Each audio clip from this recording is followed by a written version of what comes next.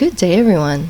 Today I just wanted to talk about a common problem that a lot of artists run into, and it honestly doesn't matter whether you're complete beginner, intermediate, advanced, professional artist, you're going to run into this problem, and that is the problem of how do you deal with making a bad painting. So actually one of the most important parts of being an artist is to make bad paintings, because this is how we learn.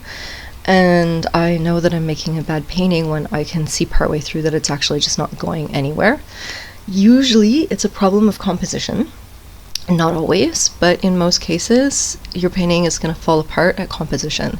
So this is a perfect example. I started this one, I thought it looked nice as the drawing on the canvas, but when I started to fill in the colors I realized that this part, which is sort of the main focal part, because it's taking up most of the canvas, just isn't interesting enough to be taking up that much space on the canvas, and I don't feel at this point that putting more paint on this is going to solve that problem. Like, I can't fix a composition problem by adding detail.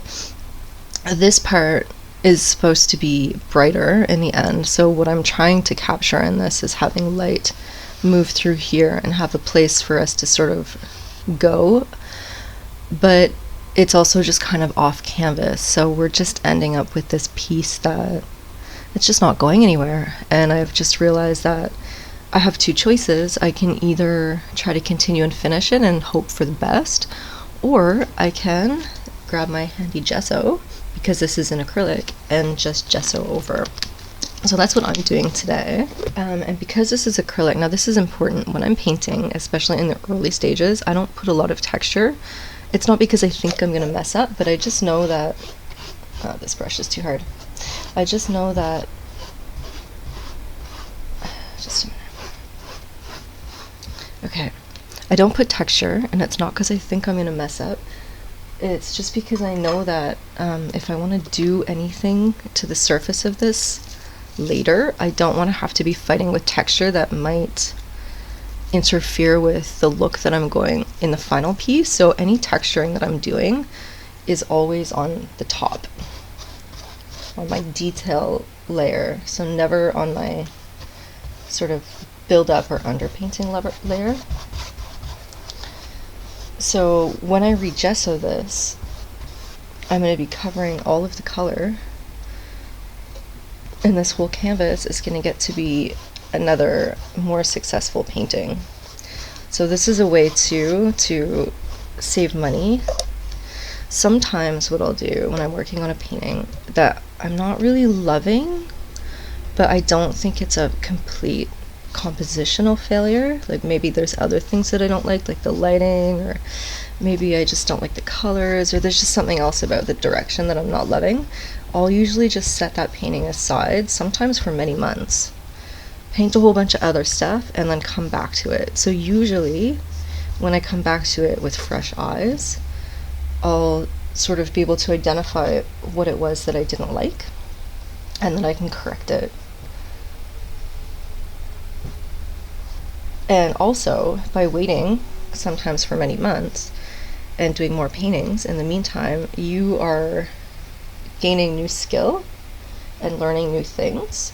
So when you go back to that painting, it's sort of with a fresh set of tools or skills that you can use to finish it. And I had a piece recently, I started it quite a few years ago, before COVID actually, of it was a subway scene, or SkyTrain scene in Vancouver at the Nanaimo station, and I was going to my dance gig, and the sun was setting on the horizon, and there was one girl leaning against a post looking at her cell phone, so the screen was sort of illuminating her face, and I just shot a photo because the sunset was really pretty, and so I decided to paint it, and it was kind of okay.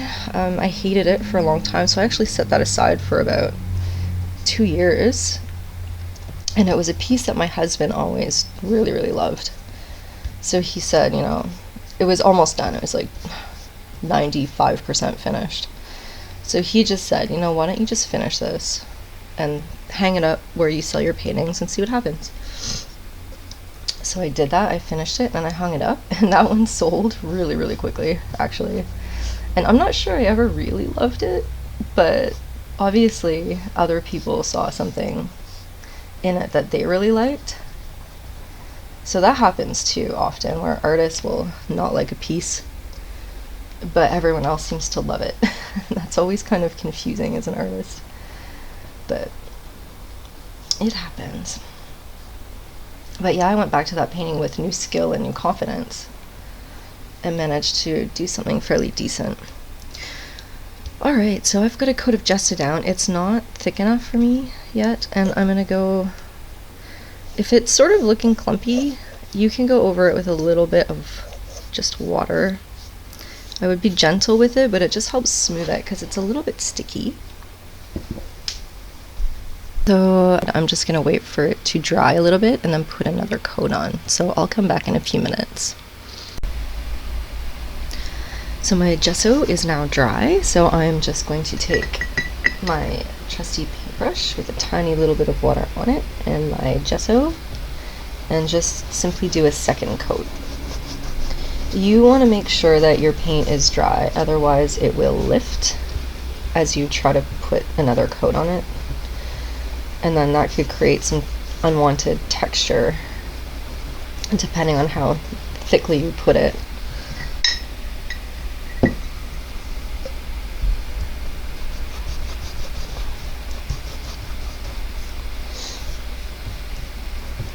So now you can see we're getting a really nice coverage. And then when I paint over this, everything is gonna completely disappear.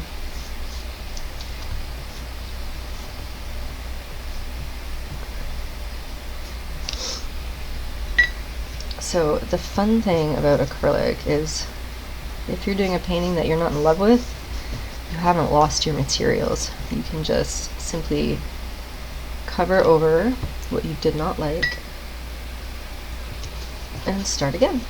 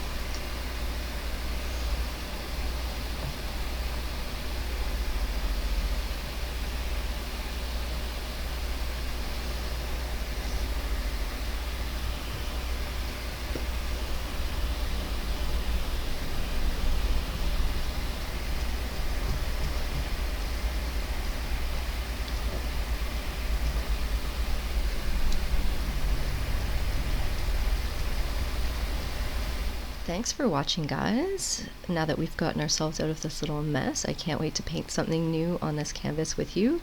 So stay tuned for another video, and we're gonna paint a blowing autumn tree on here. Thanks so much. See you soon. Bye.